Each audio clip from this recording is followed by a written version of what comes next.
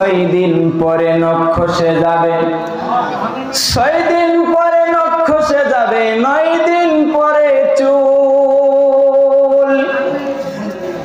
6 দিন পরে নখ খসে যাবে, 9 দিন পরে চুল।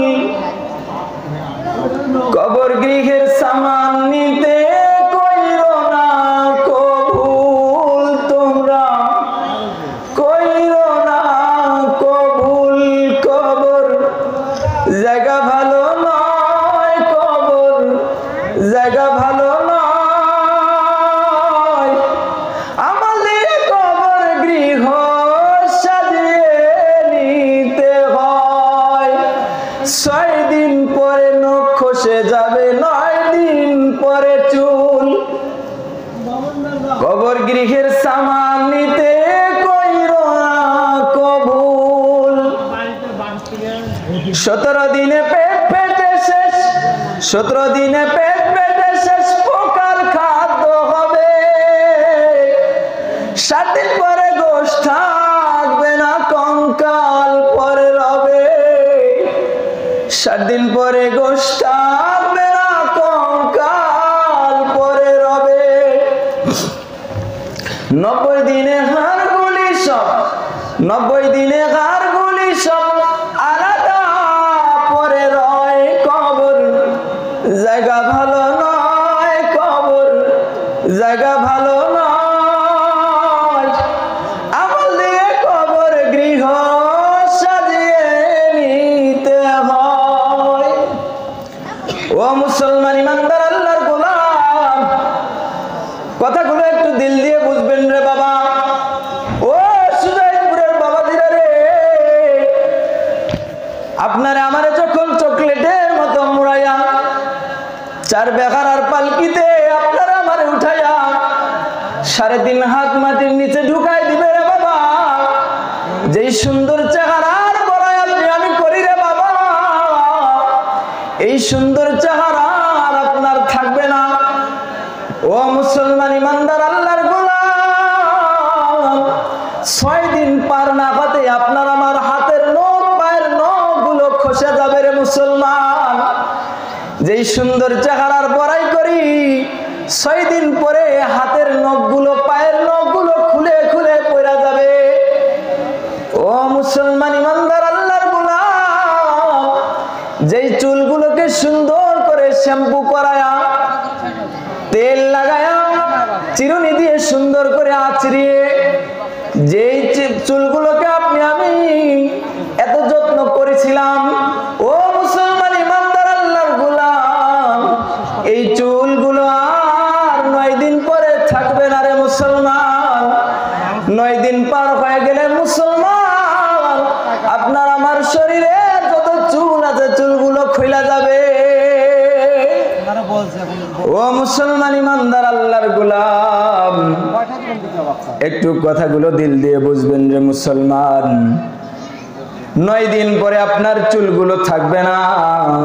যেই সুন্দর চেহারা, যেই সুন্দর চামড়ার আপনি আমি এত অহংকার করি, তাকাব্বুর করি রে মুসলমান, এই চামড়া 7 দিন পরে আর আপনার শরীরে থাকবে না রে মুসলমান।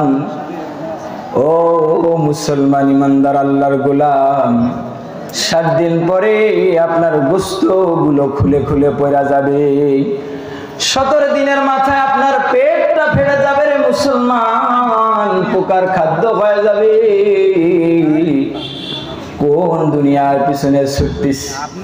ও মুসলমান ইমানদার আল্লাহর গোলাম, কোন দুনিয়ার পিছনে ছুটতেছি? এই দুনিয়া আপনাকে আমাকে শূন্য ছাড়া কোনো কিছুই দিতে পারে না। কারণ হলো আপনি আমি যখন চলে যাব রে মুসলমান, শূন্য হাতেই দুনিয়ার থেকে রওনা দিতে হবে। জোরে বলেন ঠিক না বেঠিক? মুসলমান ইমানদার আল্লাহর গোলাম, দুনিয়া থেকে আপনাকে আমাকে খালি হাতে চলে যাইতে হবে, কোনো কিছুই সঙ্গে নিয়ে যাইতে পারবো না। যেই দুনিয়ার জন্য এত কিছু করতেছি রে মুসলমান, এই দুনিয়া থেকে কোনো কিছুই আপনি আমি নিয়ে যাইতে পারবো না। কোনো কিছুই আমার সঙ্গে যাবে না রে বাবা, কোনো কিছুই যদি আমার সঙ্গে না যায় রে বাবা, তাহলে বলেন তো দেখি রে বাবা, একটু মনোযোগ দিয়ে শুনবেন, দিলের কান দিয়ে শুনবেন রে বাবা।